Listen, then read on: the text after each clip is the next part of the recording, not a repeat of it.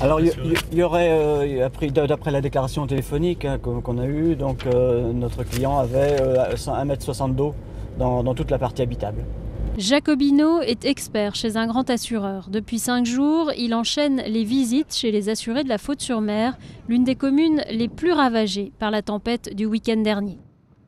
Ça a été tout sous les eaux, ça a dépassé les hauteurs de clôture. On voit, ce qu'on a déjà vu à la télévision, les marques qui ont été faites par les pompiers pour les maisons visitées ou pas visitées. Aujourd'hui, il rend visite à Daniel, dont le quartier est encore rempli de vases et de boue. Sur les murs, les marques du niveau de l'eau permettent de prouver le sinistre à la compagnie d'assurance. Cette visite permet aussi à l'assureur de faire un premier relevé des dégâts en attendant une expertise approfondie et de déterminer si la structure de la maison est affaiblie. L'examen extérieur ne montre pas aujourd'hui de fissures sur les murs, donc on va pouvoir conserver les murs et les contre-cloisons. Par contre, il faudra mettre en observation pour voir, lorsque le terrain va s'assécher, voir si d'autres dégâts ne vont pas apparaître. L'inondation par la mer de type raz-de-marée n'est normalement pas couverte dans les contrats habitation.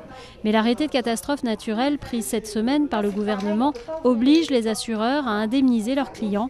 Ici, Daniel recevra un chèque pour la rénovation totale de la maison et le rachat des meubles. Tout ça, c'était neuf. Alors comment on va être indemnisé de tout ça, quoi? En valeur à neuf. Vous avez un contrat qui vous garantit la valeur à neuf sur le bâtiment. Mais qu'est-ce qu'il faut? Daniel doit donc déclarer les meubles et équipements endommagés. Les factures, souvent perdues, ne sont pas nécessaires, mais toujours utiles dans la négociation des montants avec l'assurance. Il faut qu'il voie, Je préfère qu'il voie, parce que bon, c'est au-delà de l'imaginable, quoi.